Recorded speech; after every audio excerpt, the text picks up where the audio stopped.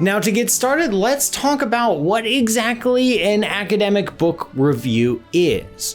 The most important thing to remember is that it is a critical assessment of scholarly work. It is a critique. It is an assessment. It is a judgment. It is an evaluation of a piece of work, and it is not a critical assessment of a movie or a podcast or a TV show or a magazine or something.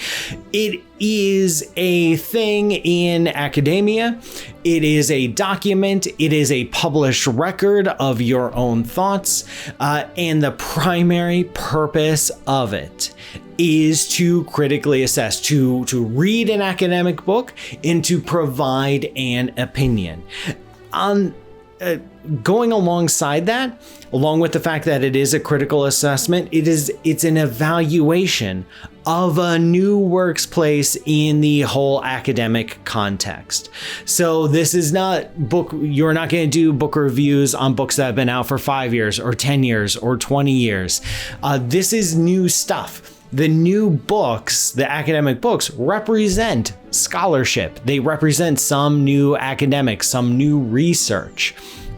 And the author or authors of the academic book are presenting their research, presenting their scholarship to the academic community for dissemination, for analysis, for continuing the research into that world. Your academic book review is an evaluation of where that book fits within the larger academic context. Is it an advance or is it not? Does it try to be an advance and fail?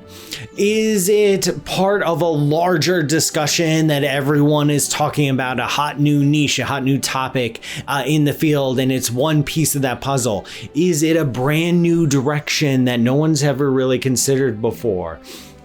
Is it a reevaluation of things that we thought we understood, but now with new techniques or new evidence, new data, we have a new picture of a revised picture of something that we thought we knew already? Where is it in the academic world? What new edge, what new boundary is it pushing on, and how is it pushing on? As you go to read and prepare your review, you will try to understand the larger context of the book that you are reviewing. And it's an important part of the whole culture of academic discourse. The author of the book expects there to be a review of the book.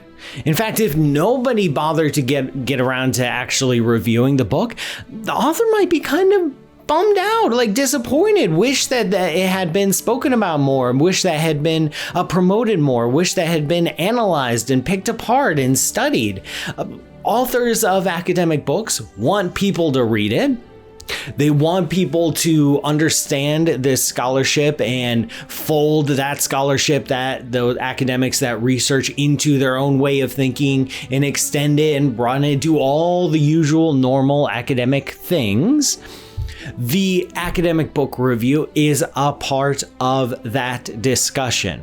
Just like if the author were to present this as a talk at a conference, there might be some questions at the end that want more information, or might want to dig a little deeper, or identify a flaw. That is a part of academic discourse. Email is a part of academic discourse, of exchanging information. Hallway conversations are a part of academic discourse. And the relationship between books and book reviews is a part of that discussion. The academic book review is a way of talking about a new book, a new piece of research, a new scholarship. And so it is expected. It's like showing up at a conference, giving a talk, and then no one has any questions, no one has any follow-ups, no one comes up after you to have a conversation. That feels a little bit weird because the whole point of the talk was to ignite a conversation. So the whole point of writing a book is to ignite a conversation, and that conversation starts with the book review. And it's important to remember that it's just a thing.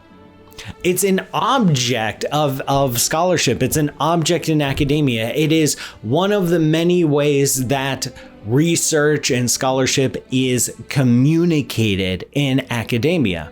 There are many ways of doing that: email, journal articles, conference presentations, posters, books themselves, and the book review. It is an object, it is a thing. It is an artifact of your own thoughts and opinions. It is your own work put out there into the world. It's a thing. It's a thing. And remembering that, yes, you will probably be expected to write more than one academic book review in your career.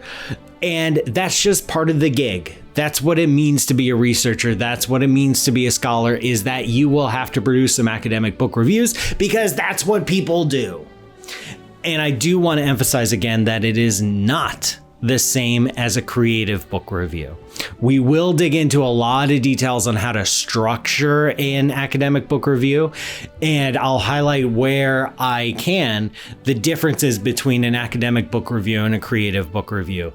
This is not trying to understand the plot or the characters, because there is no plot, there are no characters. You're not worrying about the story or the construction or how fun it is. You are assessing this. You are trying to be an impartial observer. You are, at the end of the day, you are going to make a recommendation on whether other people should read this book or not, or what people might get the most benefit from this book or not. You will, through the course of your book review, you will lay out your argument. You will lay out your lines of thinking. You will lay out your evidence for why you believe this final recommendation. This is different than a creative book review. You're going to treat it very differently.